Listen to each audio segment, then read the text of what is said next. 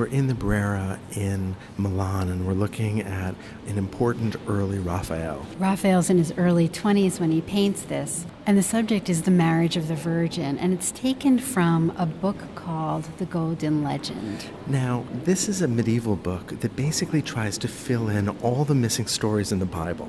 I mean, if you think about this deeply religious Christian culture, they look to the Bible to understand the sacred story, but there are so many omissions, there are so many things that are missing that people created the glue to tie the stories together. And that's what's collected in the book we know today as The Golden Legend. So this story is about the marriage of the Virgin Mary to St. Joseph.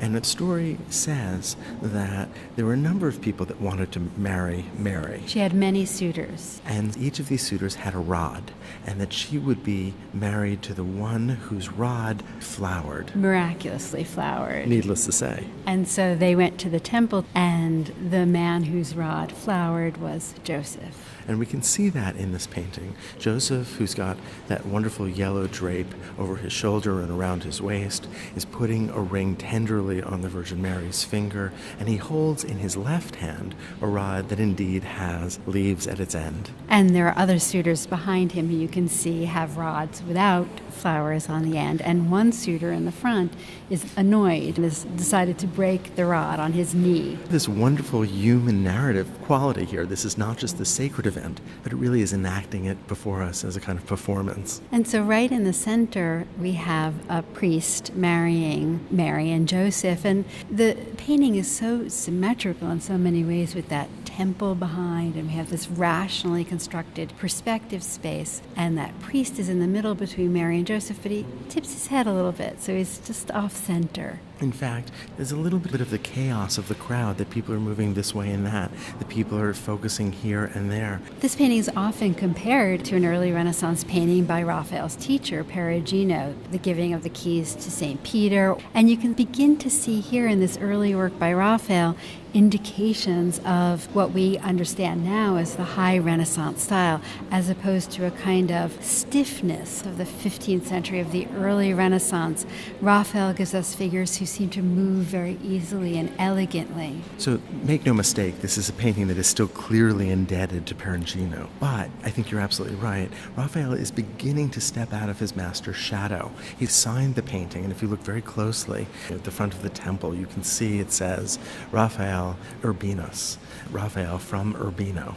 And there is a beautiful sense of elegance, especially in the Virgin Mary. She is painted so tenderly. And she stands in a lovely contrapposto, tilts her head down. There's that typical Raphael sweetness. So whereas the early Renaissance so often was trying to reveal the truths of what we see, of the world that we live in, here there's an attempt to perfect, to create a kind of balanced, harmonious representation of an ideal, heavenly place. Ideal beauty, perfection, harmony are qualities we associate with the High Renaissance, and we see that in the background of this painting. If we follow the linear perspective system and we track the orthogonals created by those paving stones behind the frieze of figures in the front, we see a centrally planned temple in the background, a form that was considered ideal by the architects and the artists of the High Renaissance. We can think of Bramante, for example, and his Tempietto.